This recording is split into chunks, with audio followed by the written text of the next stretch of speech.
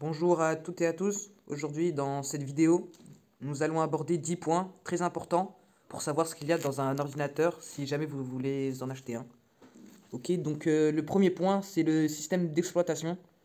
Il existe 3 systèmes d'exploitation, mais il y en a du plus au moins cher. Le premier, le plus cher d'entre eux, c'est le système Mac. Pour juste avoir un Mac, il faut compter 1500 euros.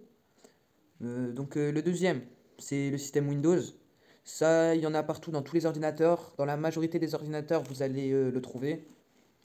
Et le troisième, c'est Chrome. Chrome, c'est quoi? Chrome, c'est Google. Le deuxième point, c'est la taille de l'écran. Tout ce qui est en dessous de 17 pouces, c'est bien. Le meilleur, c'est 13 pouces, 14 pouces, 15 pouces et 15 pouces et demi. Sinon, si c'est au-dessus de 17, par exemple pour un étudiant, bah ça va prendre toute la place. Ça prend toute la place. Troisième point, c'est la batterie. La batterie, il faut pas que ça soit en dessous de 4 heures. Parce que 4 heures, par exemple, dans un amphithéâtre, si vous êtes dans un cours et que tout d'un coup ça s'arrête pendant que vous êtes en train d'écrire, bah vous allez vous sentir bête. Donc le meilleur, c'est la durée, c'est 8 heures. Comme ça, après, vous le rechargez, etc. Le quatrième point, c'est le stockage. Il y a deux systèmes de stockage. Nous, ce qui nous intéresse, c'est le SSD. SSD, dedans, vous prenez le maximum de gigas qu'il y a, c'est-à-dire 256 gigas. Le plus bas, c'est 128 gigas, mais ce qui nous intéresse, c'est le plus grand. Le cinquième point, c'est l'épaisseur. Très important pour un étudiant. Il faut que l'ordinateur il soit ultra fin et pas trop lourd. Pour que ça rentre comme un cahier dans le sac et que ça se transporte partout. Le sixième point, c'est la résolution. C'est les pixels. Les pixels, c'est 1080p sur 1920. C'est pour que ça soit la meilleure résolution sur l'écran. Le septième point, c'est les options, c'est les petits plus, etc. Les options, il y a l'écran tactile, le clavier qui s'allume et l'empreinte digitale. Il y a 3 USB ou 4 selon l'ordinateur que vous allez prendre. Voilà.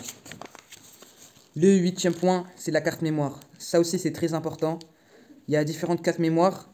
Mais le meilleur c'est 8 Go.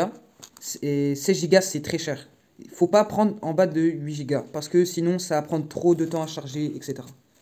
Le neuvième point, c'est le neuvième et avant-dernier point, c'est le processeur. Il y a deux processeurs très importants si vous voulez un PC portable. Il y a le Intel Core et le AMD Ryzen. Je vous conseille le AMD Ryzen, mais si vous voulez prendre Intel Core, c'est comme vous voulez. Le dernier point que nous allons aborder, c'est la carte graphique. Carte graphique, si vous voulez prendre une deuxième, il faut la prendre à part. Parce que dans un ordi portable, il y en a déjà une. Et si vous voulez la remplacer, c'est comme vous voulez. Sinon, il y a plusieurs trucs. Nvidia et AMD. Pour le 11e et dernier point de cette vidéo, c'est la marque du PC portable que vous allez prendre. Les plus grandes marques connues, c'est HP, Acer, Dell et LG, etc., etc. Dans HP et Acer, le meilleur dans HP, c'est l'HP ProBook, bien pour un étudiant, voilà. Et pour l'Acer, c'est le Acer Swift, très bon comme le HP, je vous le recommande. Merci de m'avoir écouté dans cette vidéo et n'oubliez pas de vous abonner et de mettre des likes. Merci à vous et voilà.